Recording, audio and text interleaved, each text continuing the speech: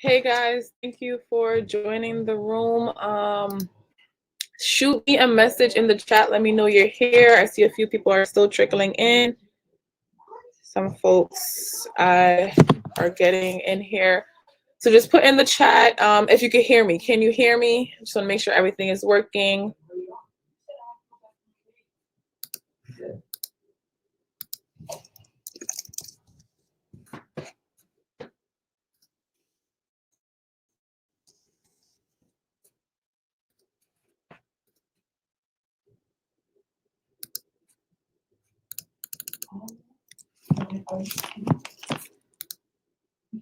All right, I'm not sure if anybody's seeing me or hearing me because no one's replying. Okay, here we go. Yes.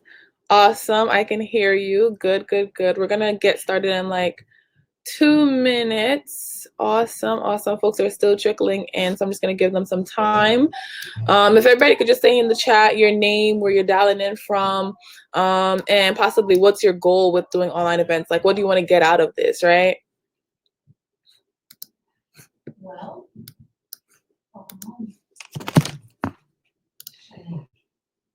folks are asking me, where's the link? Where's the link? I'm like, Eventbrite.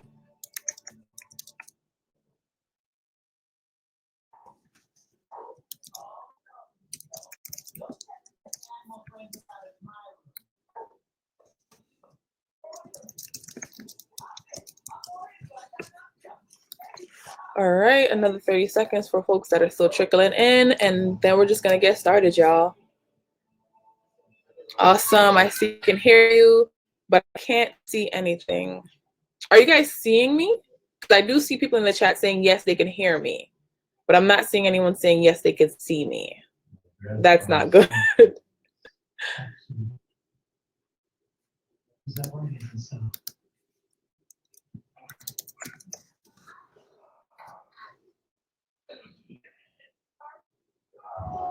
Yeah, so just tell me in the chat. I'm seeing still messages like, we can hear you, we can hear you.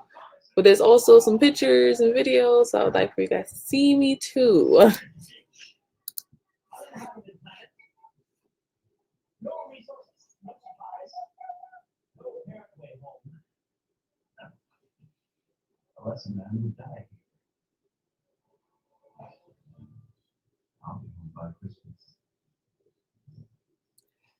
Okay, okay.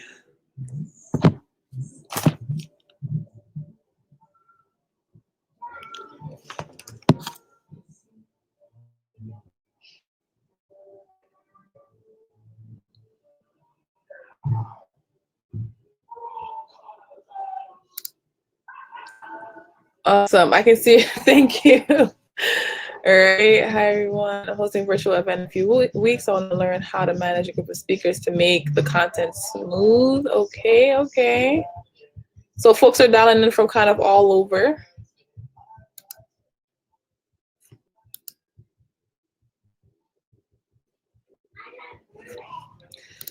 Awesome. Well, welcome, welcome, welcome everybody. I'm gonna pull up my slides. So you should be seeing my slides now. I should be tiny in the corner, and I'm gonna turn off my mic. Well, not my mic, you guys didn't hear me. I'm gonna turn off the camera in a bit when we start getting into the programming. But welcome to this webinar. It's all about running virtual conferences, meetups, and online events. So how to make your event and programming virtual. Left and right, people have been reaching out to me because they know I'm an expert in the space of doing online events and workshops and programs and conferences, you name it. I've probably produced some form of that type of event online. But before I jump into how I've been doing that, I'm gonna tell you a little bit about me. So my name is Georgie-Ann McCoy. I am an entrepreneur and I am the founder of Doer Labs. I also have another company called GSD McCoy. You might probably see me with like the brand GSD with Georgie, which stands for Get Shit Done. So that's what that brand is all about, because a few people always get confused about that. So GSD, just like the shirt says, it's all about getting shit done, which means just being productive, being efficient, maximizing your resources, being resourceful. And I developed that brand because I was in the space of doing events and programming for the last few years, starting from about 2012 to about 2018, and did over 60 events in this time period. And during this time, I did conferences, hackathons, a bunch of in-person events. And when I moved from New York to Georgia, which I'm going to talk to you guys about in a bit, I had to make a choice of would I continue to do these online in-person events, or would I have to change that? So from 2012 to 2018, I did about, I would say, 100 different in-person events, from small meetups like this one that had about 10 people to large conferences here and here that we had hundreds of people in attendance. And some of the resources that I used to do these events over the years were partnerships with like Google, did events through Meetup, Facebook, reading, exploring the New York City tech and startup ecosystem, and just connecting with a bunch of resources there in order to get it done, right? And I'm a super connector. I love having people engage. I love having people interact. And that was how I did all these events, through the connections that I made. So my brain, I started believing that only through in-person events and in-person interactions could you truly build a solid community, right? So I had a Facebook community, I had a bunch of people, but I felt like it wasn't really activated until we started in-person events. So my idea of online content, online information, was to then transition people into in-person experiences and in-person events. But I never thought of it as the opposite, right? As starting with online content, creating online content and virtual content first, and then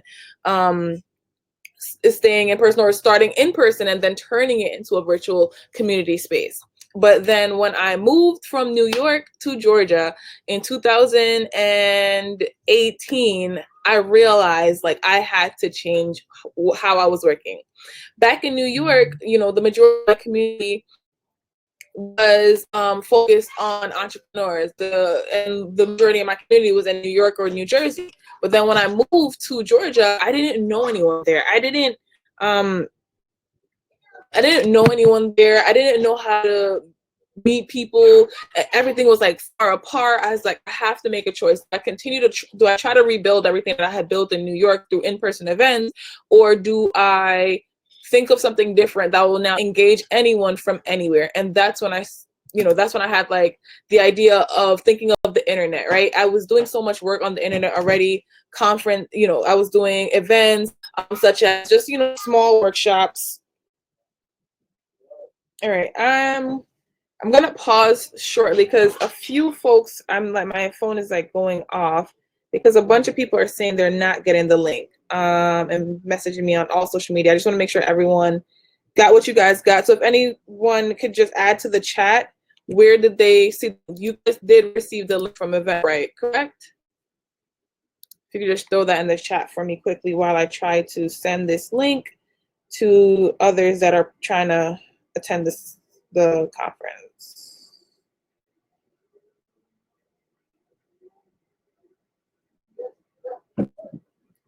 Because some folks are having a bit of technical difficulties to get in. Yes, you can see it on the Eventbrite visual page from a laptop or PC. I guess maybe they're trying to log in on mobile. Okay, we have to log into Eventbrite to access. All right, so let me send out these few folks the link. I don't know, maybe some folks email, it doesn't show up. Sorry for pausing your sessions, guys. But it's been like 5 people that just messaged me. I just want to make sure everyone gets the amazing content. Okay.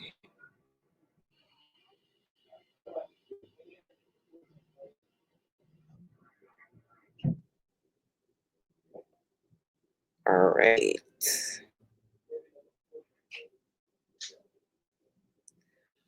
All right, we're gonna jump back into it. So as I was saying, I had already been working in, thank you, I've already been working in the digital space for a while, doing social media, YouTube videos, online things, but it felt to me, again, as like a second thought, right? I wanted to get people in person. That was the end goal. And now I had to think of virtual experiences, of online events, this digital space that I was operating as the primary goal, as the first space for people to interact. And now I know a lot of you guys are out there kind of feeling the same way because of what's happening out in the real world, right? With the coronavirus, people have to now think of online first. You can't go out, you can't have these networking events, you can't interact in person the way you want it, you're used to or you want to. So now we have to figure out, okay, how can we still have high quality content, high quality events, engage with one another through a digital ecosystem? And then that's when the idea came to me. I needed to start doing, well, this is supposed to be a GIF, supposed to be like an exploding GIF.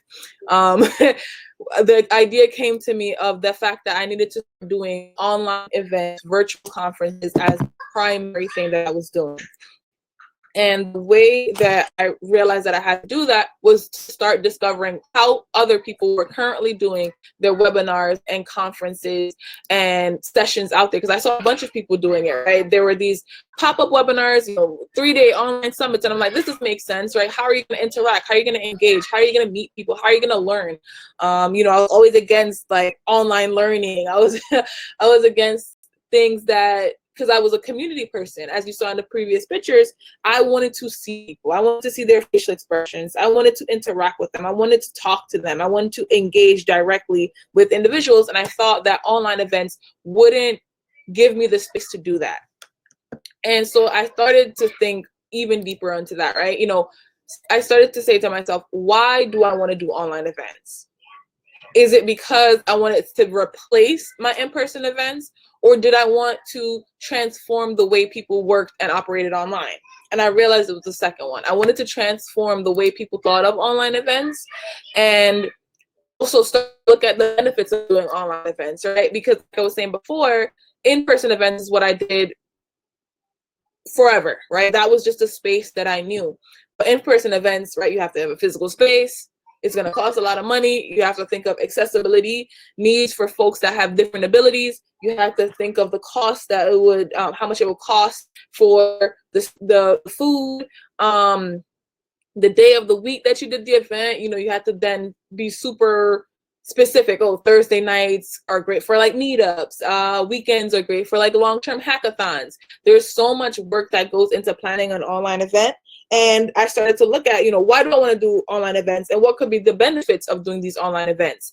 Low cost setup, right? As long as I'm paying for the platform that I'm using for the event, I'm good to go. It doesn't matter if I did 5 events there or 1,000 events in that space. People can access from anywhere.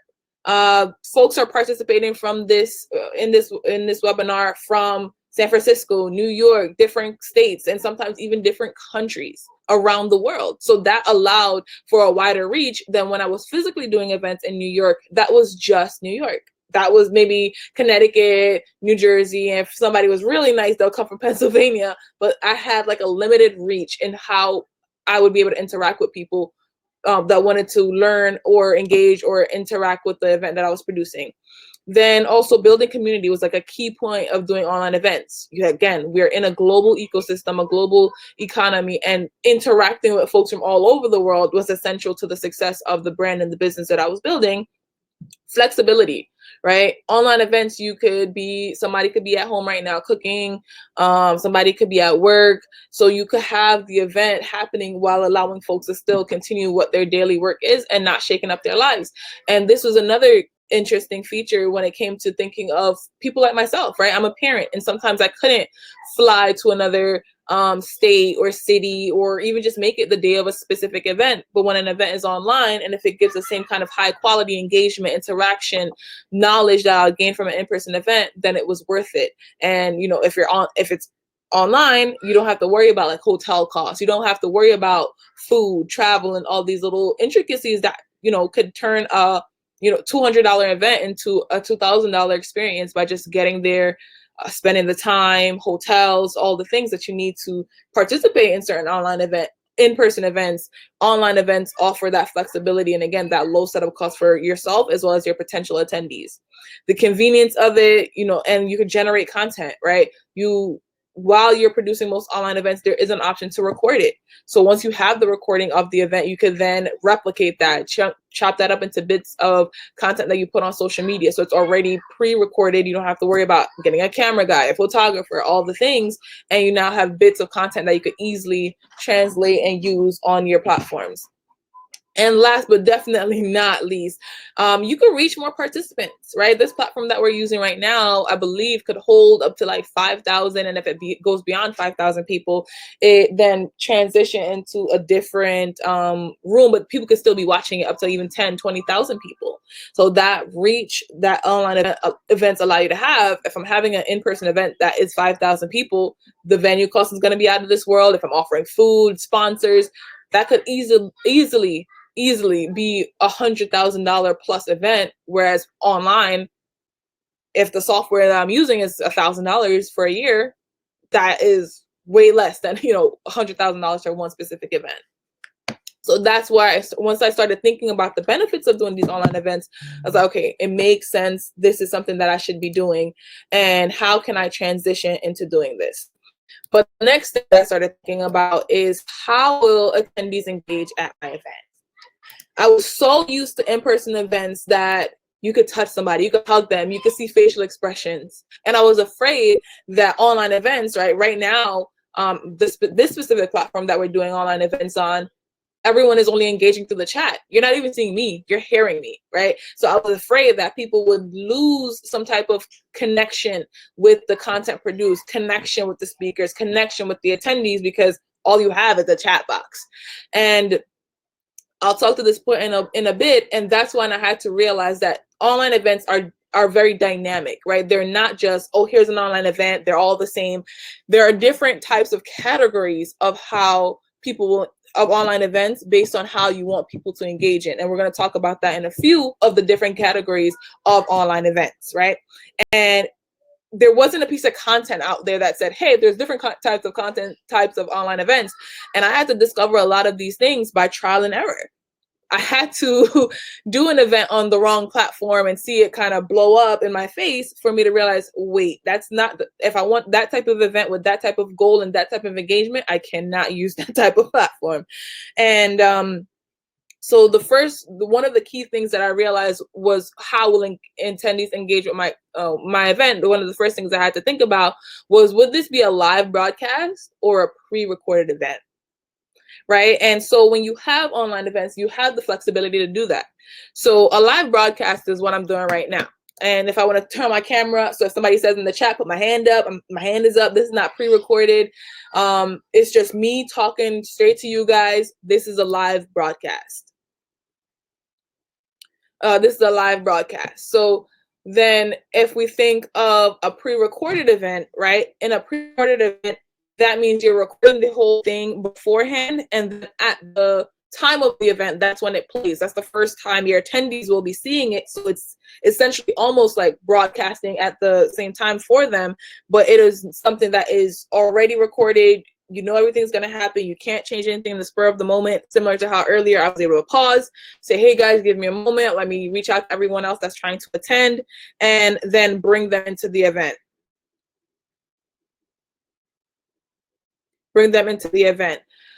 So that was like that's one of the perks of having a pre-record, right? You could then edit out breaks, right? You can edit the video, you can make changes, you can, if it's too bright, if it's too dark, if it's too noisy, you can make a bunch of changes to the event before you then play it to your attendees. But a live broadcast, whatever happens. That's what's going to be there. That's what they're going to see. If you mess up, there's a fluke, whatever it is, people are engaging that way. So you have to think of, how will people engage in your event? When you have a live broadcast, again, you could be real time making changes, sending communications, giving instructions. If it's a live broadcast, you could only be doing that through the chat or whatever communication you have for the specific event. And then now let's talk about the format, right? I previously mentioned this. What format will your event be? And how the format determines a second part of how your attendees will engage, in the sense of, there's 3 different types of ways that people can engage.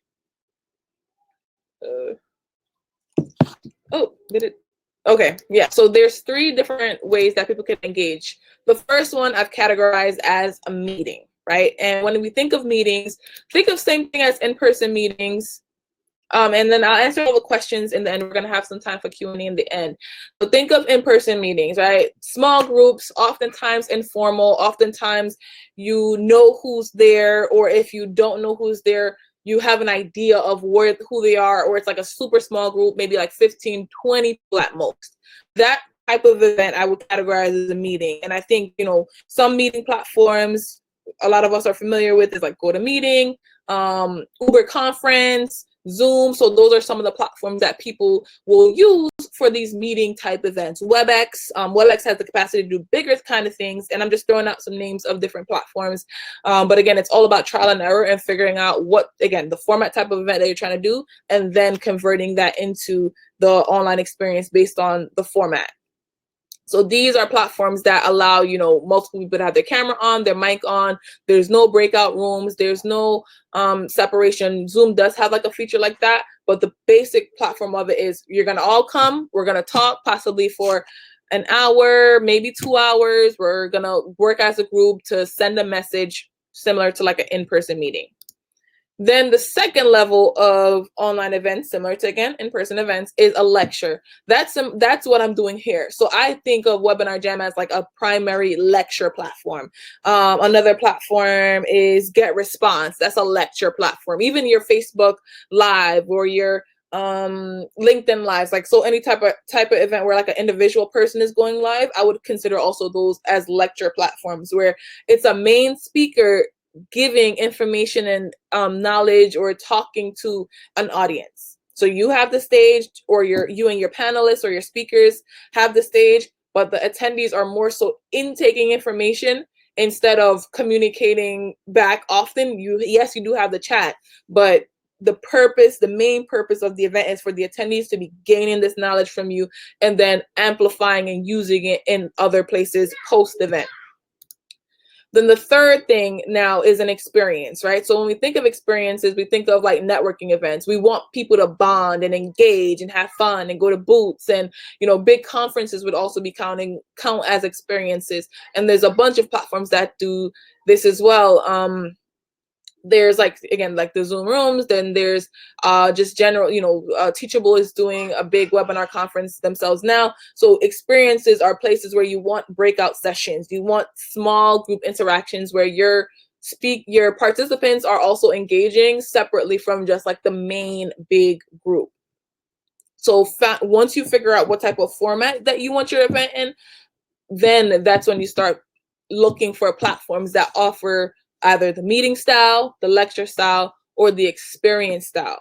But first you have to figure out, okay, what platform am I going to, what's the format of my event that my event is going to be? And then another key thing that you have to think about is, what is the end goal of my event, right?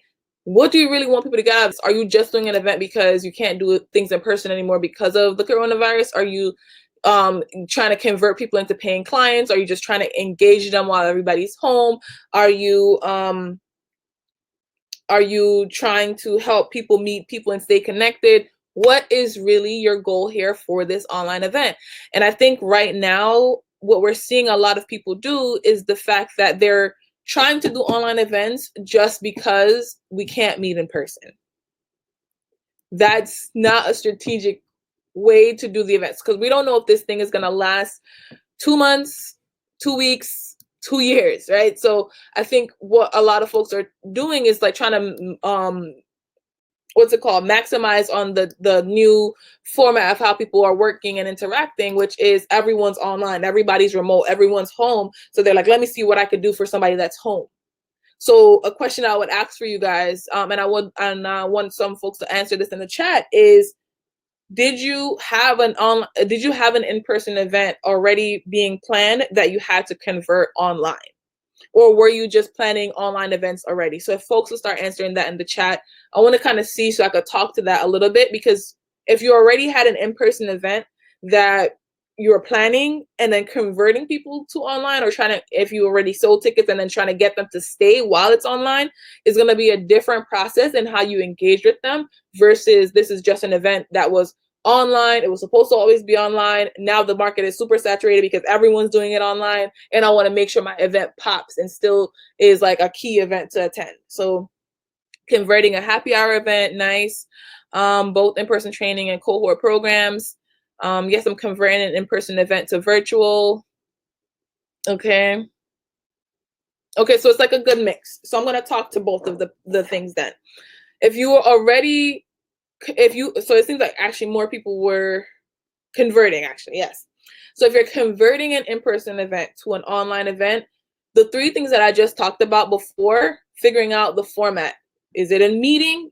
Is it a lecture? Or is it an experience? So I see somebody here said that they were doing a happy hour experience, right? The key in a happy hour is for folks to talk to one another, right? You have to have that high engagement level. You want people to start, making beneficial connections, leaving that event saying, hey, I met 5 people the same way. If it was a happy hour at the bar, hey, I had drinks with Tim, Tom, David, Sharon, whoever.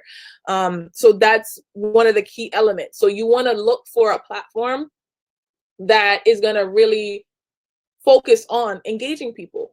And again, there's a bunch of platforms out there. So I'm not going to give guys platform recommendations, because it really is an art to it, right? It's really sitting down and mapping out your entire event from start to finish of what are key essential times. Is there going to be breakout? What's the agenda going to be like? How do your attendees need to have their cameras on? Do they need to have their mics on?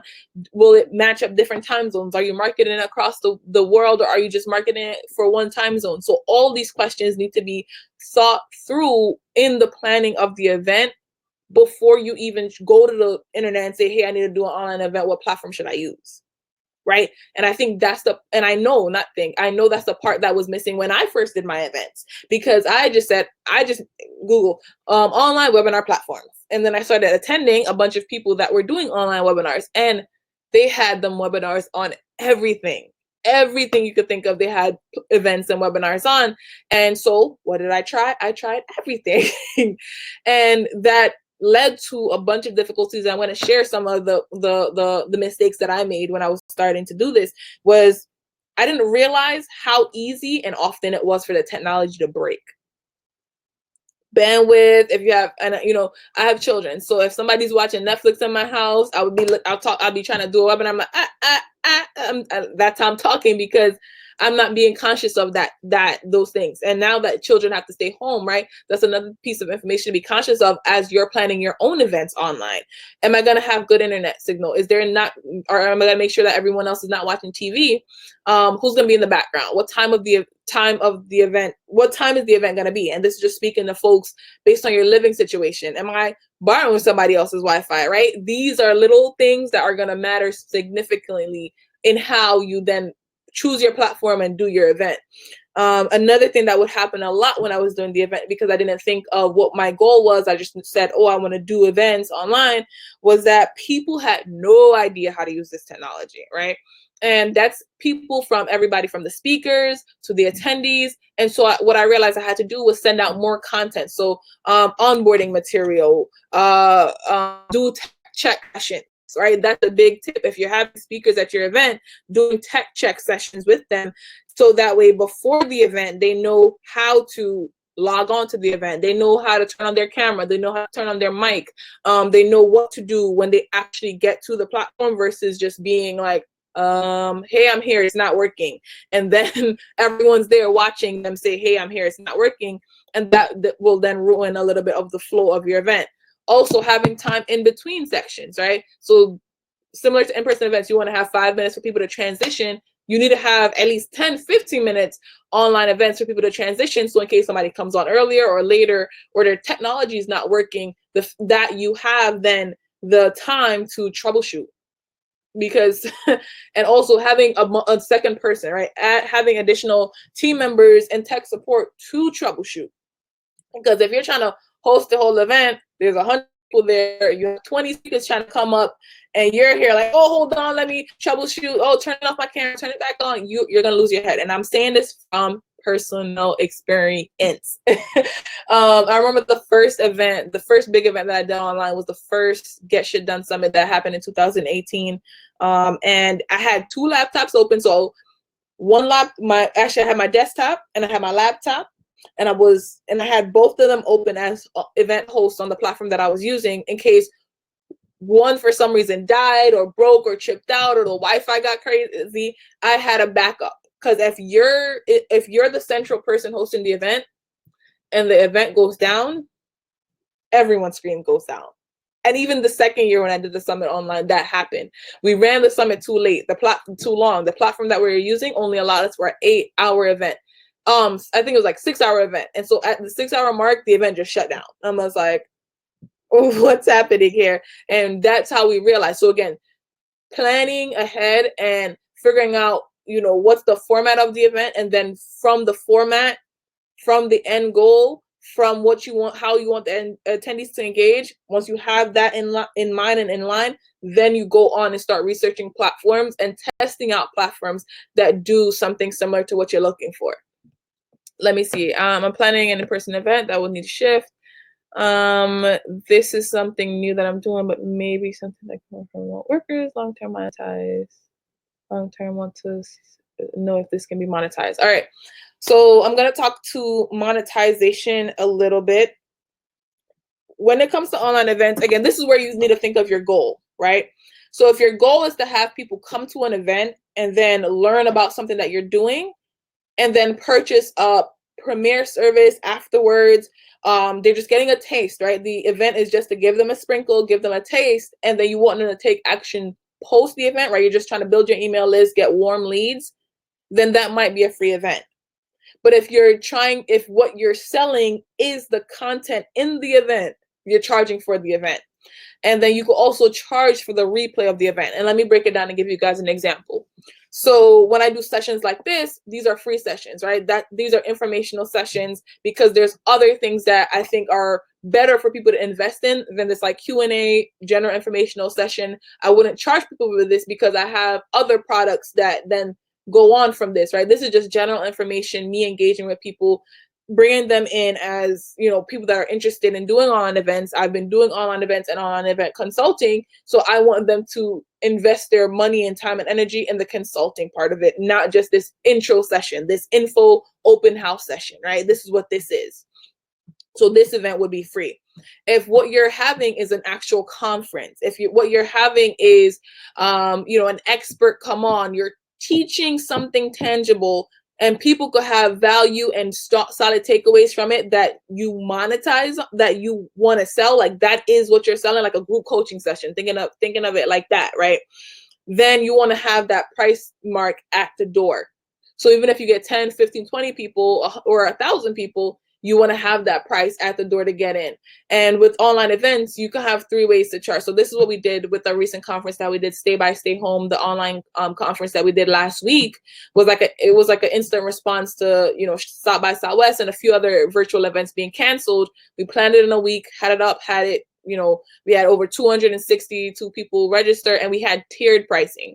So the first level was early bird. So I think it was like the first 50 to 75 tickets were free. Then we had a free student ticket. Then we had a $5 daily pass. And then we had a $30 full access plus replay pass. So, and VJ, thank you. She was a participant in the event. She said it was great. Thank you. We had the tiered pricing because one, we planned and made this. From the day that the event was an idea to when it happens was literally 6 days. I kid you not. The idea happened on March 5th. The event happened on March 12th.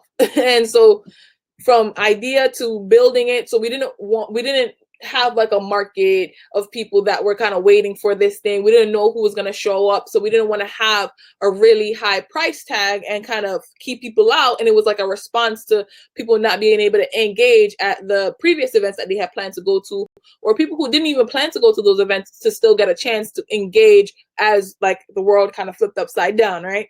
So we had tiered pricing so that way we could get some people in with interest, the free people. And oftentimes when you do free tickets, people do fall off. We know that in-person events, online events, free tickets sometimes people just don't value it, right? No problem.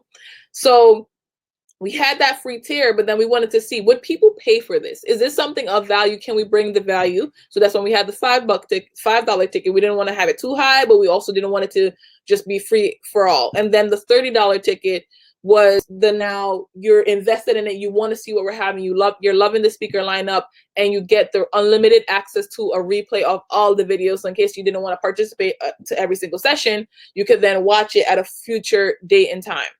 And to our surprise, right, this surprised us. More people bought the full access $30 ticket replay with the replay than bought the general admission.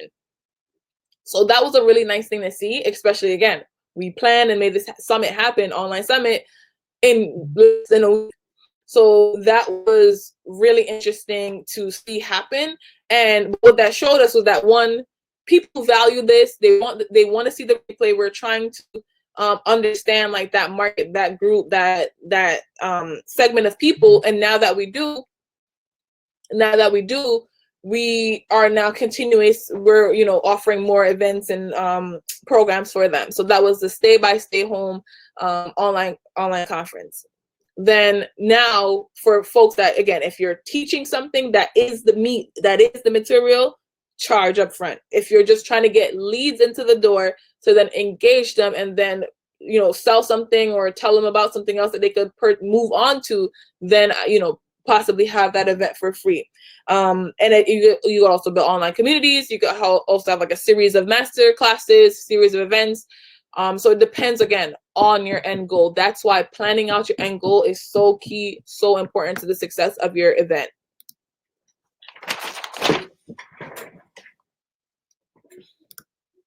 So key to the success of your event. So let me see. Do we have any other questions before we move on?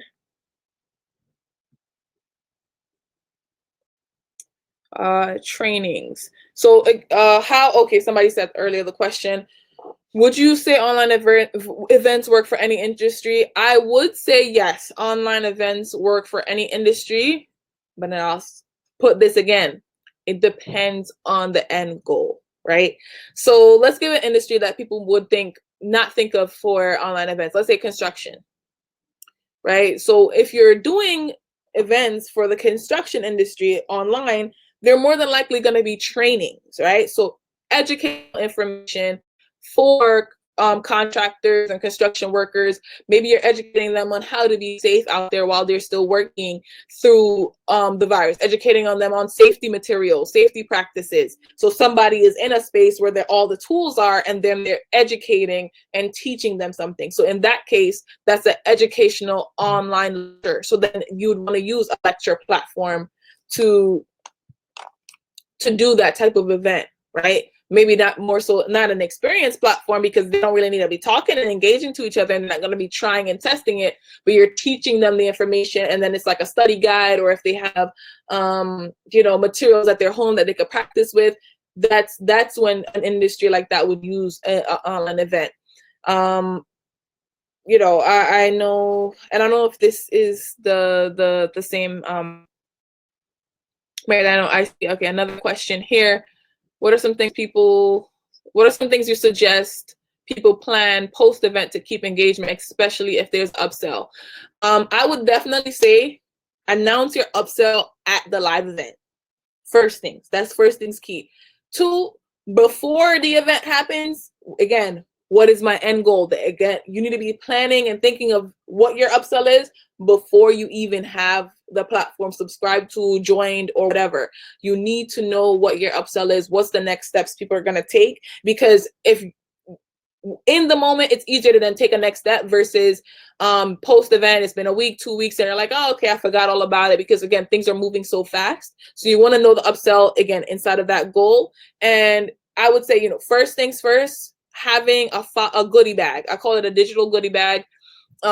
Similar to like in-person goodie bag, if there was any sponsors, if there was any tips given, if there was any information, if there's a recording, all of that needs to be sent out within 24 hours of the event. So that email needs to be prepped, ideally before the event even happens. So I would say about a week before, again, depending on everybody's timeline. Because for example, this event, right? announce or plan to do it until like 2 days ago. Because again, I was getting so many people messaging me, hey, how do I do this online event? Can you share best tips, practices? I'm like, I can't talk to 45 people, but I could do a webinar quickly, you know, a lecture style webinar, a Q&A where I could just engage and answer as many questions as I can and just talk to people about the offerings that I have and the services of how I could really help.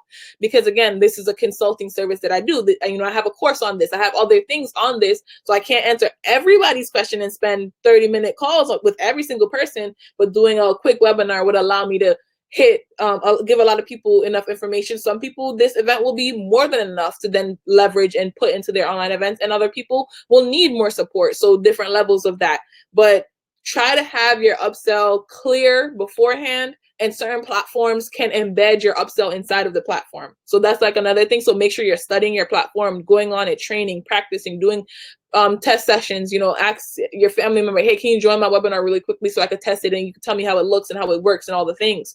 So yeah, I would definitely say send that first email within 24 hours.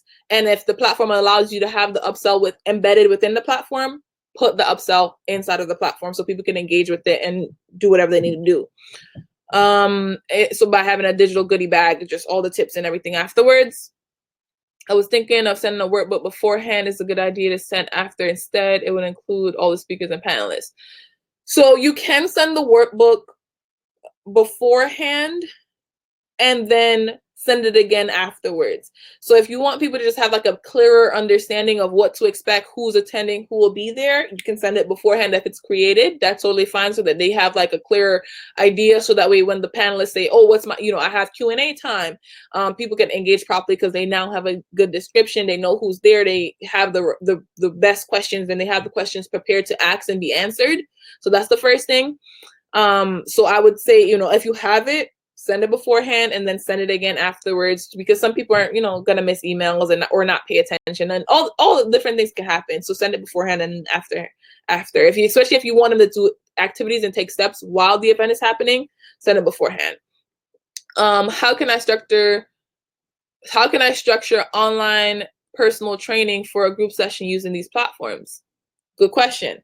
That's your end goal. You want people to train together. So for a personal training session, I would make sure whatever platform that I'm using, that all the attendees of that specific session could have their cameras and mics on. So that's like more of a meeting style format. So think of something like Zoom, Remote, those kind of platforms where you're seeing everyone, you're engaging, and then thinking of the size of the group. So maintaining that the size of the group doesn't exceed what you would do like in person. So if you could do like 10 people on average in person, make sure your sessions are just 10 people, right? Don't try to overpack it because it's online and everybody could attend, because you still want to give enough personal one-to-one attention. And you want to also, again, see everybody. And just another thing I would suggest too is beforehand, send folks tips of how to set up their cameras so that way you can see their full body. So if they're doing physical exercises, we all know how to record ourselves. So send them, hey, make sure your laptop, and you could do it in your house, make sure your laptop is 5 feet away from you. Make sure you're standing on, a yoga mat. So give instructions beforehand so that they can prep properly. Make sure you have a camera that, you know, make sure your lighting is the proper way. Make sure you're facing the light versus the light being behind you so that we can see you clearly. So give them a best practices sheet before the event, so that way at the event you don't got a guy that's like, hey, I'm doing the exercise, and his face is like all up in the camera.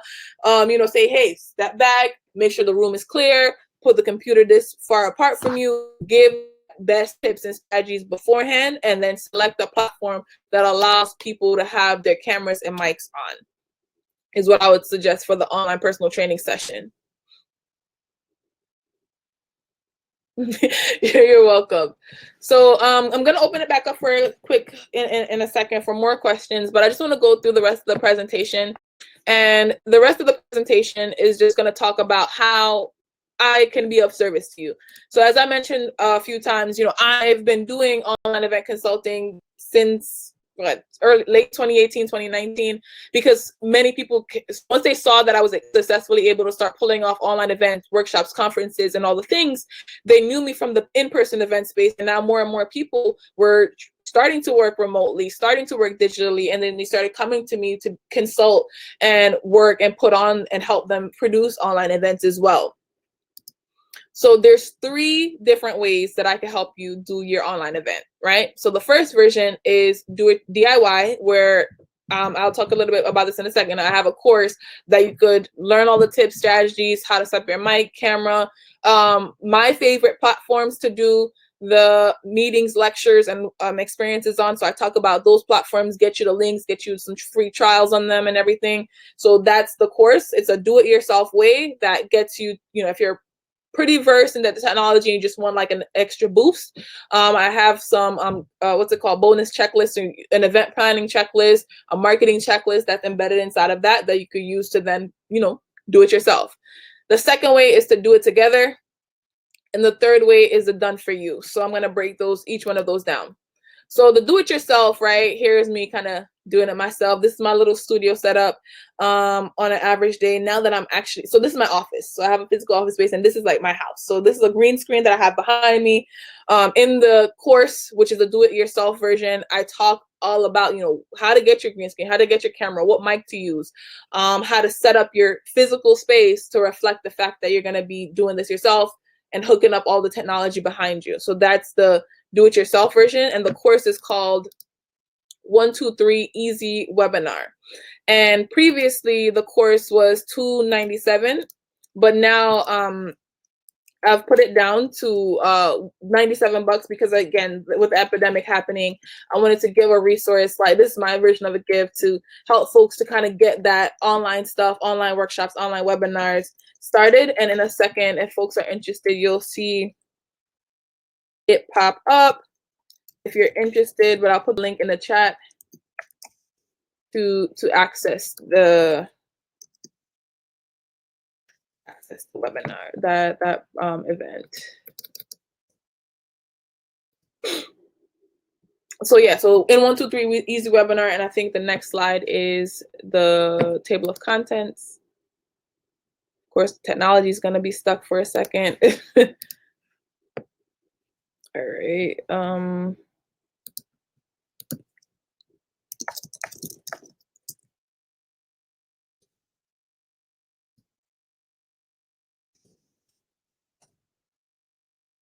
Okay.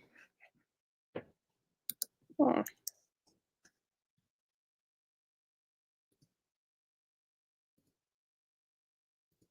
All right, so you guys should be seeing that offer now for the 1, 2, 3 Easy Webinar course. And I'll go through a little bit of like the table of contents. So I go into an intro to online events, right? I talk about, similar to what I said here, about the benefits of doing online events. I break it all the way down of how to set up your recording space. So what are some tools and things that you can order online to set up your recording space, right? So I'm going to be really honest with you guys. Behind this green screen is a messy kids room, right? So in my home office, half of it is used for the kids. The other half is used for my computer. But I can't have toys in the background of me doing a conference. So I have this stand. I have my green screen. I have a white backdrop. I have my, right here, I have my lighting. If I didn't have this lighting in this room, I'd look like this. I practically just disappeared on you guys. So different things I go over, and I also list every single tool that I use, where to find it at, how much it costs. That's all inside of the 1, 2, 3 Easy Webinar course. Understanding meeting format. So I break down the meeting formats even more is what I did before: meetings, lectures, and experiences. And I talk about my favorite platforms for those, as well as like some discount codes and some promotional links for those specific platforms. Then I give you the bonus planning sheet, marketing sheet, and then I close out the session. So that's the 1, 2, 3 Easy Webinar. And if you click the little offer at the top, you could just go directly to that page and get that. So it'll be $97 possibly for the rest of the week. And then it'll go back to like the regular $297. So that's one of the ways I could work with folks. And I'm going to talk, I saw another question. I'm going to talk to that in a bit. The next way I could work with folks is if we're doing it together. So that's when you have me come on and consult with you. You want to plan the main parts of the event, but you just need some questions answered, some things reviewed, some best practices, some tips here and there. And that's the consulting service that I offer, and that's $150 per hour. So if you want to schedule a consulting session with me, I'm going to also put the link for that in the chat in a moment. So that's just so a resource so that folks could actually get to talk and, like, you know, get their questions answered instead of struggling along and trying to figure it out. We jump on a call, a Zoom session, or, you know, I go on your platform with you and help you test the technology. So that's how those sessions would operate. If you wanted to do it together, I go along the journey with you, give you my best practices, best tips, and help you kind of get over those humps, train you on the platform, and give you any tips and resources that I've discovered along the way to get it done. Because that's what it's all about, GSD, getting it done. And then the last version of this is called Done For You, right? So this is a full package service. You get everything from the event fully marketed plan. And then there's different, you can mix and match different parts of these packages. So it starts at about 1,500, and then it goes up. So, and I've also decided these because of the times that we're in, to help accommodate people that are transitioning to online events, so that they could truly get it done. So the Done For You one, you know, I come on, my team and I will make sure that the event is, you know, you get all the proper information, right? Getting all your marketing created, your speaker flyers. So similar to like an in-person event, but then just catering your links and setting up digital affiliate programs, all the things that you need to have a successful online event. We kind of come in and do that, as well as train you and your team on how to manage the platform. We give you day of tech support. So if you want to have someone there, like as I mentioned, because the technology is inevitably going to break. Somebody's going to forget how to log in. Somebody can't find the link. Somebody don't know how to turn their camera on. There's something going to happen, and you're going to have to decide, do I, you know, kind of disappear for a second and try to troubleshoot with them, or do I have somebody on the team here with me right now to troubleshoot and be the tech support live for that event? So that's a part of the packages that we offer as well. Branding, marketing, logistics, all, you know, how to set up the goodie bag, how to set up the follow-up email, how to make sure these things that you need to get done actually get done for your event. So just making sure that the online event runs smoothly. And if you want to pursue that, just reach out to hello@gsdwithgeorgie.com. We'll get on a call, figure out, you know, what parts of the packages is best for you and the specific event that you're trying to produce, and then we'll make it happen with you. So those are the 3 ways that I can help. You know, if you need additional help beyond what I'm sharing here today in the workshop, you could do it yourself with the course.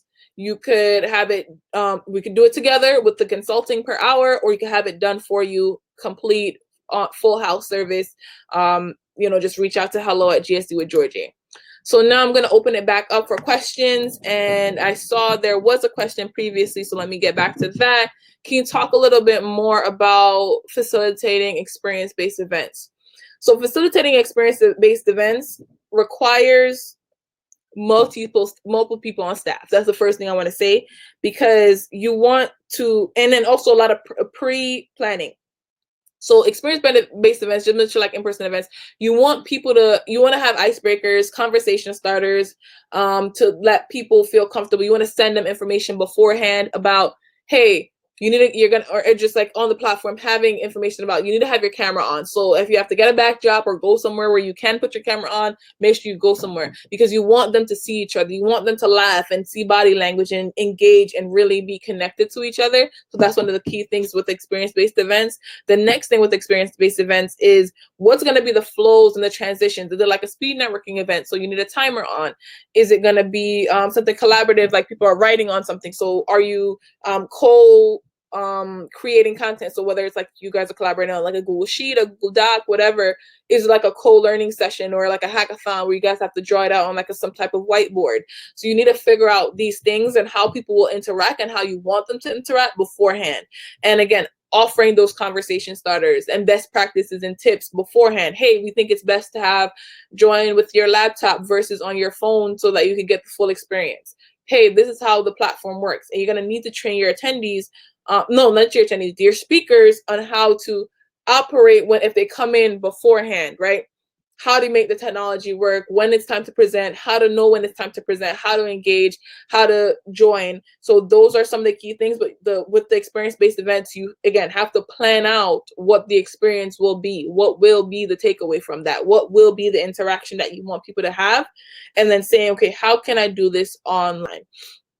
And another thing, for example, somebody reached out to me in regards to, she was doing, I think it was like food tastings of the event, food tasting events, but she wanted to, and that's an experience event, right? You want to see people taste it and like give their feedback. So one of the suggestions I said for that was mailing out the, and right now I think USPS and FedEx and all the delivery systems are still kind of pushing along and chugging along, but you can mail out the physical items that people need to test and experience to the participants, right? So versus what you would have paid for the venue, that is probably going to be paid in like mailing fees. So mail out the things that people need to engage with, and then what was it? And then on the experience-based platform, having people face on the camera, and then that's when you'll instruct them of what to do. Pour 2 ounces of the wine. If it was like a baking class that you were gonna do, again, have similar to like the exercise person, have everybody join the Zoom or whatever platform you're gonna be using, so that the way they could do face-to-face. These are the instructions, similar to like everybody watching a YouTube video together. Just give the instructions, and then like one facilitator will be able to see everyone actually doing the actions while the other facilitator is actually doing the steps and everyone is following. So that would be a way to, again, keep the experience and the interactiveness and the feedback flowing from an experience-based event, but digitally. So it's a little bit more to think about, but the key thing is just like make sure that it's more than one person. Because it gets a little crazy, not a little, I'm lying, it gets a lot crazy. Because you want to have people have a good experience. You want to, have people hopping around the table and hopping around the space and talking and chatting and saying, troubleshooting with individuals if something does go wrong. And if it's just you can't really do that. So we have about another 15-20 minutes. So does anybody else have any other questions about facilitating online events and meetups and workshops, or just converting your in-person event to online?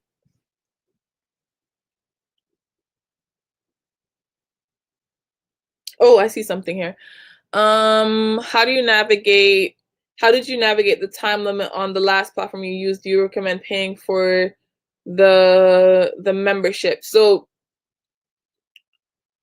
when it comes to the different memberships, this is the key thing. And I'm very nitty gritty about memberships, because sometimes you just need the service for the whole month. Put it in your calendar, right? Whenever the free trial ends, whenever the price raises, make sure it's in your calendar so that you can unsubscribe before that, because a lot of folks do get caught up in this. And I know somebody out there that runs the subscription box program probably going to beat me up for saying this, but realistically, if you don't want to use it for the full length of the time, right, calculate the benefits. So if you're using a platform that costs a lot of money for a one-off event, calculate how much do you need to charge for the event, how much do you need to make from the event for it to be worth it.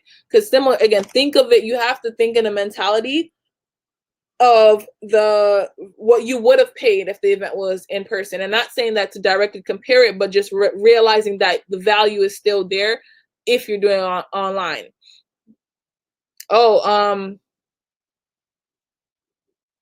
Okay, so I see somebody had a follow-up for platforms only allowing 1 hour long. I didn't even know that platforms only allow an hour. That's weird. Like, you can't do much in an hour. You can't. That's an introduction and a closing. So, okay, so yeah, I'm not familiar. Chelsea, if you want to share what platform it was that was offering the hour, and then the next thing too, I'm a nerd. I'm not gonna lie, I'm crazy too.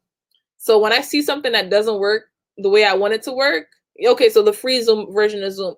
So because I use a lot of these platforms in the paid version, you just have to, again, I would say use it as an investment. So I use the paid version of Zoom. The first level is like $15 a month, and yeah, so I would definitely tell you guys to, I would suggest to upgrade to the paid version of Zoom, especially with everything that's going on, because it's an investment. Again, look at it as an investment.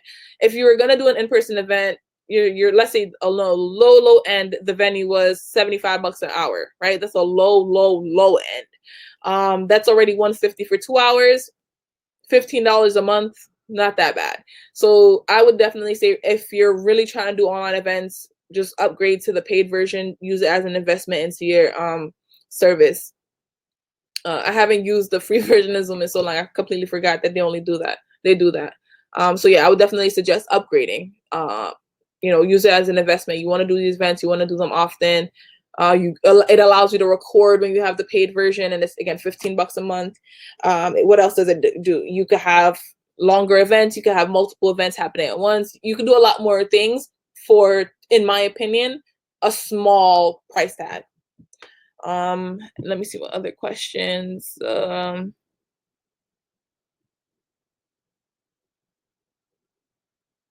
Yes, for remote, using the highest level package, best for an event that is going to be a half day or a whole day.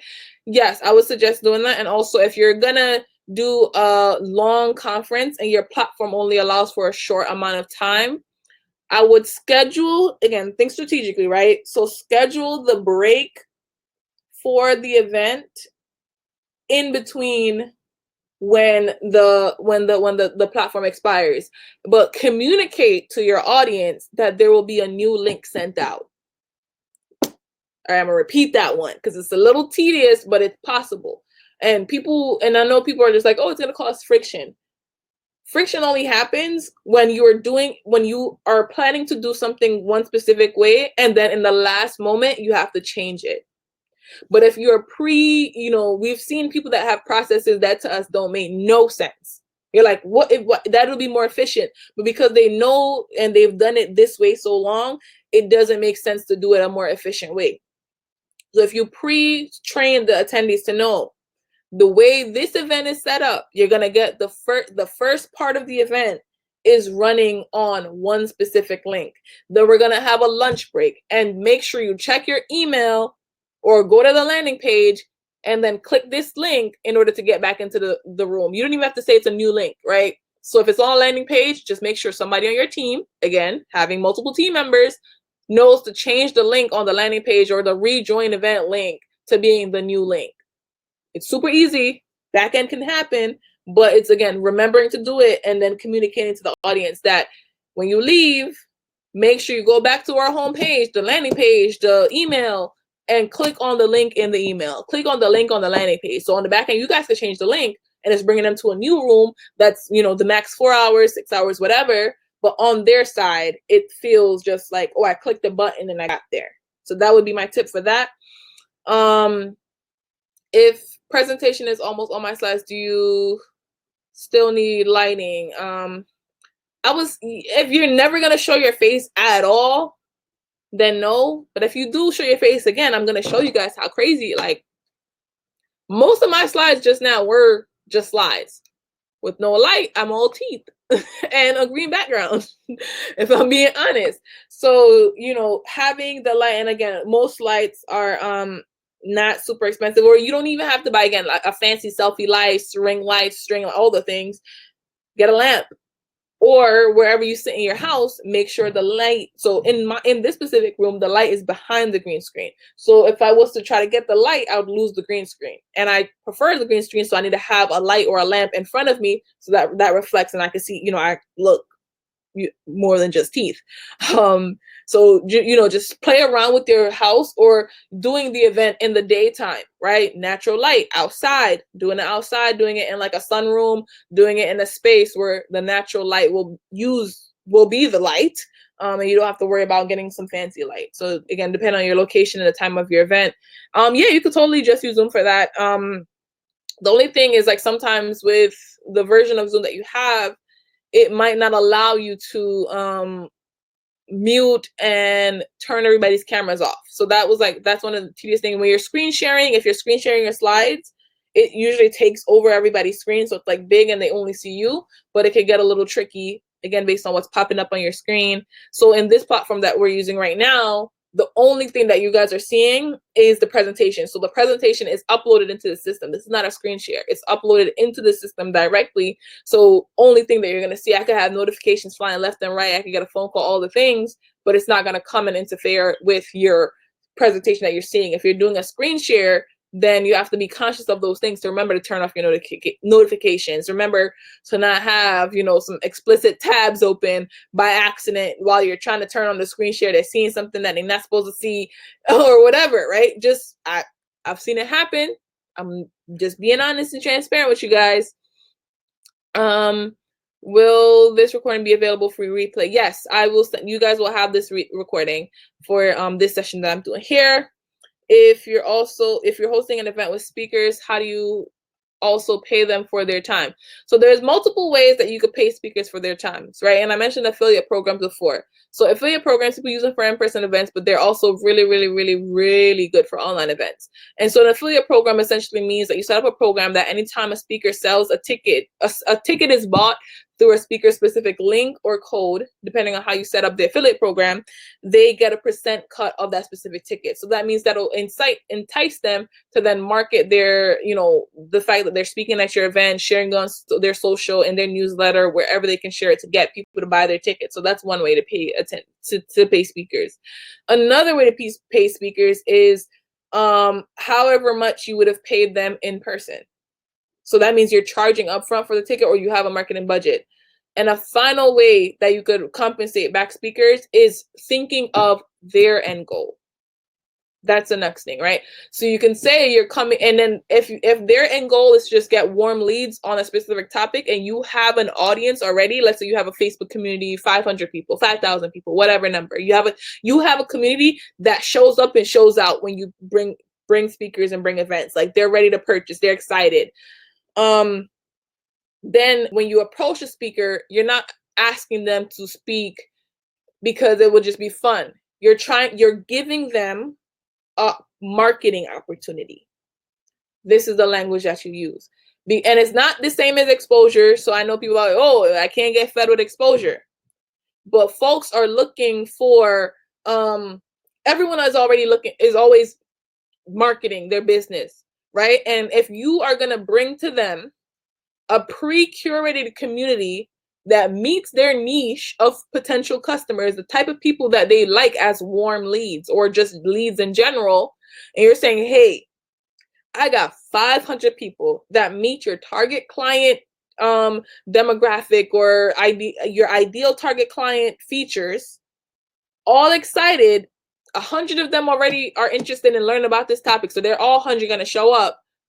I can't promise you any sales, but what I can give you is the space to come in front of my audience for an hour, hour and a half, free of charge, right? Because this is a marketing opportunity. And when it's time to pay for ads and other marketing opportunities, sponsored booths or whatever, people don't have a problem. So you have to position it as this is a marketing opportunity in front of your target audience, which is something I should be charging you for. I'm going to give it to you for free. And then you could upsell, whatever you need to upsell, make sure you have your links out, embed them wherever I need to embed them. And then they have to then know how to speak in the session. And maybe you could give them a little training like, hey, at this point, you could enable the offers or, embed the slides here, whatever. And then however it converts is up to them to have it convert to then make them money. And that's their payment. So first, positioning it as a marketing opportunity. Secondly, charging up front and just having a price that you pay speakers. And third, using affiliate programs and affiliate links. How do you stop people from taking over one another? Laura, if you could expand on that question. I'm not sure what you're asking. How do you stop people from taking over one another? Talking. Oh, my mouse. Sorry. My mouse was literally right above the L. So I'm just like taking over. Talking over one another. So again, depending on what platform that you're using. So this platform allows us to have individual speakers come up at one at a time. And so when it's then time for the next speaker to come up, I don't know, you guys should see the button where you like, oh, raise your hand to speak. Then the speaker will raise their hand to speak. I'll accept them as a speaker. They'll come up. I'll turn off my mic and camera. They have the stage. That's how I would do it. If you're on Zoom, right? Zoom is not the ideal place for a lecture or experience. You can do it there, right? Based on your resources, you can do it there. But if everybody's cameras might everything is on, it might not work out so effectively. It might not be the best way to execute on that type of event. So again, that's why you have to, I think there's a feature where there's a level of Zoom, paid Zoom, that you can have it. So it's like a Zoom web, I think it's called, Zoom webinars, where it's like this, people just attend, no one else's camera and mic is on unless they're a speaker as well. and then you know you don't have to worry about people talking over each other because you're only people that's talking is the designated speakers. So that's one way. Oh, okay, I see. Oh, VJ, have a go, and I see you have to jump off. So let me know if I answered that question. So that, you know, again, it depends on the platform that you use. Some platforms have really curated ways to make sure people are only, you know, one speaker at a time or a panel at a time. And yeah, and you could train the panelists, like if one panelist is speaking, just mute yourself. And this would be something that you do in like a tech check session beforehand so people know best practices of how to operate the day of. You're very welcome. I say thanks for the great information. We have paid version of Zoom. Does it allow uploading the presentation? I do not believe paid version of Zoom allow you to upload the presentation. I think it's only screen sharing. I've been using it for a minute. I've never seen that feature. So unless they added it recently, I am not familiar with that feature at all. How do you create an affiliate link? It depends on where your event lives, right? Certain platforms like Eventbrite, Splashdat, Eventy, a few platforms allow you to create affiliate links right on the platform. So I know Eventbrite definitely does this. And then if you have like if you create a landing page on like a WordPress site or your own personal website, there are different affiliate program plugins that you could research. And then, you know, some of them have what's it called? You could create like creatives and content and tools. So if you want to meet me offline, Chelsea, about that. So there's a few that I use for like I'm using like WordPress events and stuff like that. Eventbrite is one. If you literally just Google setting up a affiliate link in Eventbrite, they have like a tutorial of how to set it up if that's the platform that you're using to like sell your tickets through and market the event. So wherever you're ticketing and your marketing of wherever your page and your ticketing is that's how you like set up the affiliate link. So we have about I'm gonna stay on here for another like 5 minutes. Does anybody have any other questions while we are here? Happy to answer any questions. Okay. Oh, I actually scrolled up and see some more. Okay, you're using Eventbrite. So yeah, I guess I answered that before I scrolled up. So if you Eventbrite, where is it called? Like I think it's in the section that says promote my event, or I'm gonna log into my Eventbrite real quick so I can give you the exact answer, but it's like right there on that homepage. When you are in the dashboard and you go to edit the event in the section called, drumroll please, invite and promote. So if you hit the little down arrow that says invite and promote all the way at the bottom, it says affiliate programs, and it's 1, 2, 3 to walk you through it, or you could just you know, they have like videos and tutorials on that. Do you suggest that participants talk to each other through video or chat? Again, with Laura, this is all about the format of the event. So right now, you know, you guys are communicating in the chat a little bit, but it's mostly communicating with me, right? You're asking me questions. So it depends on how do you want the participants to communicate through how do you want participants to communicate? Is it like a networking event? Is it the happy hour? Then if so, you want them to communicate through video, right? Because the video, again, you kind of see each other's faces. It feels more human. It feels more human, right? In the chat, you might have a little bit side conversations to each other, but you're primarily talking to me. You guys are all talking you know, you're all in a room. It's like, again, me as a lecture. This is a lecture. This is a lecture session. So I'm on the stage. You guys are answering me question. You guys are asking me questions. I'm answering those questions. I'm engaging in the conversations. So that's how this platform works. What software allows participants to chat with each other live? There are various ones. There's, again, WebEx groups, Remo groups. There's what's it called? Zoom Rooms. Zoom has a feature called Zoom Rooms. So it depends on the end goal of the experience, and to really dive in. And it's different for every single person. It's really different for every single person, because you want people to, again, it depends on it. It's different for every single person. And that's why I'm kind of keeping these answers general, because what might work best for an experience type event for Chelsea might not work best for an experience type event for Mary. Right. And so we need to figure out, and this is where like the consulting would come in, is where I sit down with you and say, hey, what, step by step, asking you like a bajillion questions. of how do you want people to engage? What do you want them to get from it? How often do you want them to talk? How long do they have to talk? Because if they're talking and engaging, that needs to be a segment of the event. That needs to be a segment. It's not just, oh, hey, general. That needs to be a timed block of the event, before, after, or during. So if, just the other day when we had Stay by Stay Home, the way we formatted the event was a 2-hour block of talks and panels, then a 1-hour block for talking to each other. 2-hour block of talks and panels, 1-hour block of talks and panels. Then we had a 2-hour block of lunch. And if you want to come back and network, but it's the middle of the day, we had it from 2 to 4, 2-hour block, do whatever you want, come back. 4 to 6, talks and panels. 6 to 7, network with each other. 7 to 9, talks and panels. 9 to whenever you want to go to bed, because the room was still open, engage and talk to each other.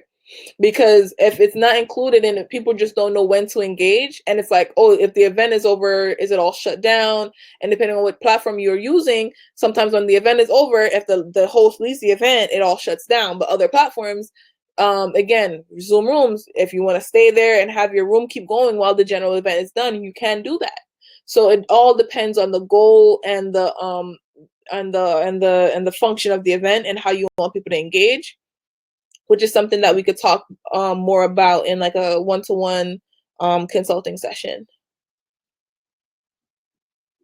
But I did just name a few. So if you want to research them, that's fine.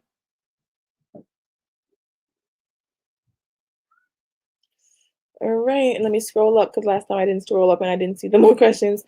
All right, so we've come to the end of the session. I'm just gonna go back to the previous slides that I had mentioned, just to really wrap up. And if we have like 1 or 2 last questions, just shoot them in the chat. We're going backwards. So yes.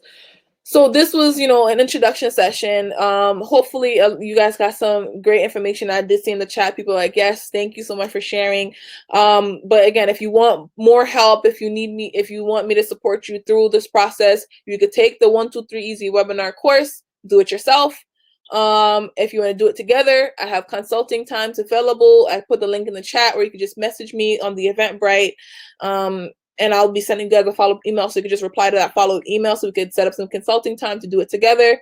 And if you want it all done for you, you want to just really focus on making sure the event is a great experience for the attendees, but you want to have the technical side handled or have somebody on your team trained, we could have it done for you. So those are the 3 ways you could work with me to help you run your online events, meetups, conferences, and workshops. Oh, snap. It's 3 a.m. on your side of the world. Well, good morning, or, good night. I hope you go back and get some rest. Thank you guys so much for being here with me. I hope this was valuable. Yeah, and I'll be around. There will be a replay of this, so feel free to share the replay with your colleagues. I'm totally fine with that. Because again, my inbox has been blowing up, and I think this session we got into a lot of questions that a bunch of people have been asking me, and I wanted to just give like that gift to the community to say, hey, there's some stuff that you could do on your own. There's some stuff we could do together. There's some stuff I could get done for you, but you have to think of these bigger questions before you even get into the technology, before you even get into monetizing. You have to figure out what's your goals, what's your format, what's your plan, who's going to be there to support, and just answering like these bigger questions that people oftentimes don't think of. People means me when I first started doing these events online. So I hope you have a good night, good morning, good afternoon, because I saw some people from San Francisco. So enjoy the rest of your day. Enjoy the next day. Stay healthy, stay safe, and keep it pushing. We will make it through this madness that's going on in the world. And even when things get back to whatever normal looks like, I hope you guys still produce online events, because it's a great opportunity. As I mentioned in the beginning, there's a bunch of events for engaging virtually, engaging digitally, and, bringing the world tighter and making a true global ecosystem for everyone to be involved in. Good night, good morning, good afternoon. Thank you for attending this webinar, and I will talk to you all later.